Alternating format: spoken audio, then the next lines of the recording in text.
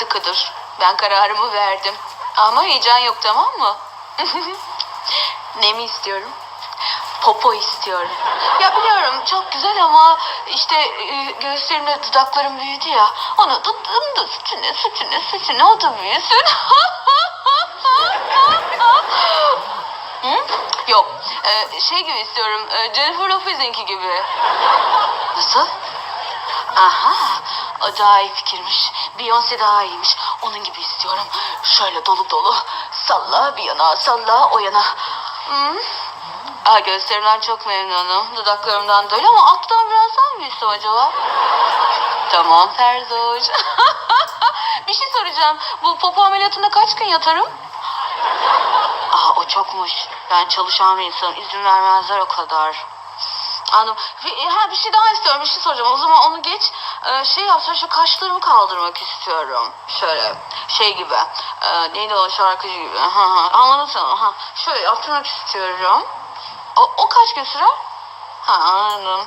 Ya bu estetik çok acayip bir şey. Bağımlılık yapıyor. Her yerime yaptırmak istiyorum. Oldu canım Ferdoş. Görüşürüz. Öpüyorum seni. Bye bye. Müsait misin Şekoş? Farkındaysan beni hiç şaşırtamıyorsun artık. 5 yaşım. İmalı konuşma kız. Fazla kalmayacağım. Hediyeni verip düşeceğim hemen. Ne hediyesiymiş o? Yok sana ruj aldım jüride yeni dudakların için. Çam sakızı çomar armağanı işte. Canım benim ya. Çok şekoş, çok tatlı bir çocuksun sen. Ne oldu? İyi misin? Beğendin mi yoksa? Eklemek ister misin? Amanın.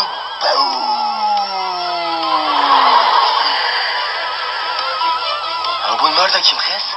Tanıştırayım. M ve M. Bak sana selam veriyorlar. Du ve dak gibi. Etten mi yani? Yok demirden. Salak tabii ki de etten. Nasıl ya? Şaka mı bu ya? Get off my man. Delirdim galiba. İngilizce diyorum ki sen beni çıldırttın demek istiyorum. İyi misin lan? Selim seni alkışlamak istiyorum.